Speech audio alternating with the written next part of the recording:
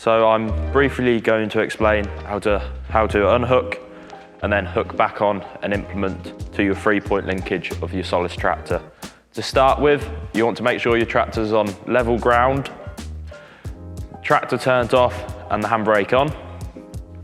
The first thing you want to unhook is your PTO shaft. You have a safety chain here and here. You just want to unhook this front one. You've unhooked the safety chain. Then place your hand inside the guard and there is a spring-loaded pin.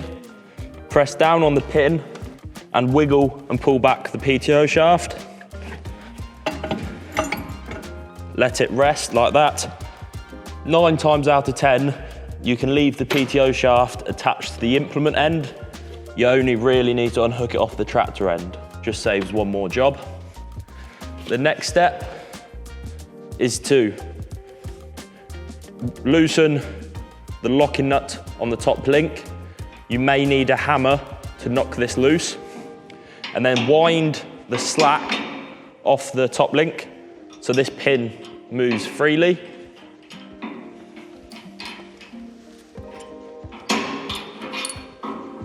Unhook the top link like so. And then the next step are your 2 lower arms. You want to loosen your check chains. So this here is called your check chain. You loosen and tighten this by twisting it. And then there's a locking nut on the end that you need to tighten after to stop it vibrating loose. And all you do is wind those off so they go slack. And then what you can do is remove the linch pin and simply pull the arm off the pin. And then the same to the other side. And now you're ready to drive the tractor away. So now I'll quickly explain how to hook back onto the implement. You basically go in the reverse steps. So first, you put on your lower 2 arms.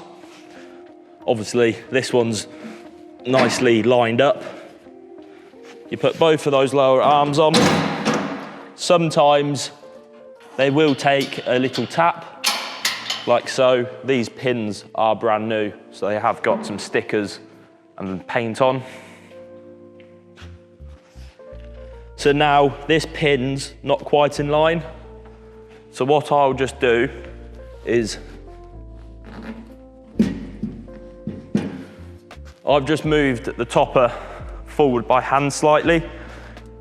This is a very light implement. If you had a heavier implement like a flail mower, what you could do there is reverse back very slowly on the tractor until it's in line. After the pin's on, put the linch pin back, and then the next step is the top link.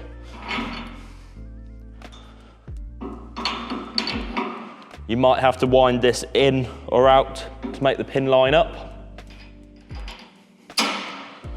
On this implement, you want to wind this top link in just so it starts to take the slack off the topper.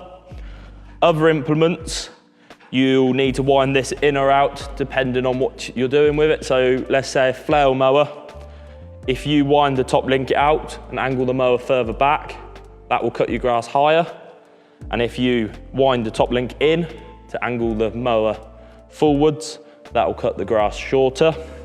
And the same if you had a land leveler or a box grader, you can adjust the top link depending on what job you're doing. So after those 3 points are on, the next step is the PTO shaft. This is the end of the PTO shaft. Inside here, you have grooves that need to line up with the shaft on the tractor end. And this here is the spring-loaded pin. You have to press this in for the PTO shaft to slide on, and then this will click into place.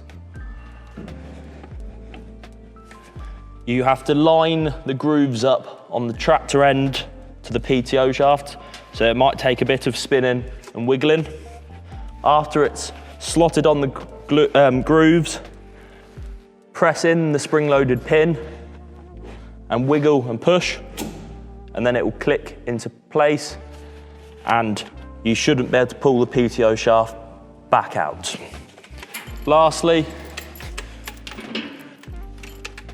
hook on the safety chain, like so, and then wind the slack out of each check chain, and then do the 24mm locking nut up. Also, this is the locking nut for the top link. Give this a tap with a hammer or a spanner. All this does is stop it vibrating loose. After that's all done, and you always do all of those steps with the engine off and the tractor on stable ground and the handbrake on. After that's all done, you can lift it up and check that the implement's sitting level. If it is not, you can adjust it on these two arms here. These also have a locking nut that need to be tightened before you start operations to stop these vibrating loose. This is your drop rate valve. You might need to adjust this depending on what implement you have attached. You wind this out, the implement will drop to the ground faster. Wind it in, it will drop slower. You want the implement to drop nice and gradually and not go down with a big bang. Some implements have a different style rear pin. So this one's not fixed to the implement. This pin slides in and out. So what you'd do is put your rear tractor arm in this slot and then slide the pin through the hole, like so. Some implements have rear hydraulics as well. A little trick to getting these off is have the engine off on the tractor and wiggle your hydraulic lever forward and backwards a few times, and what that will do is release the pressure, and then you'll pull the coupler back and the pipe will pull out a lot easier.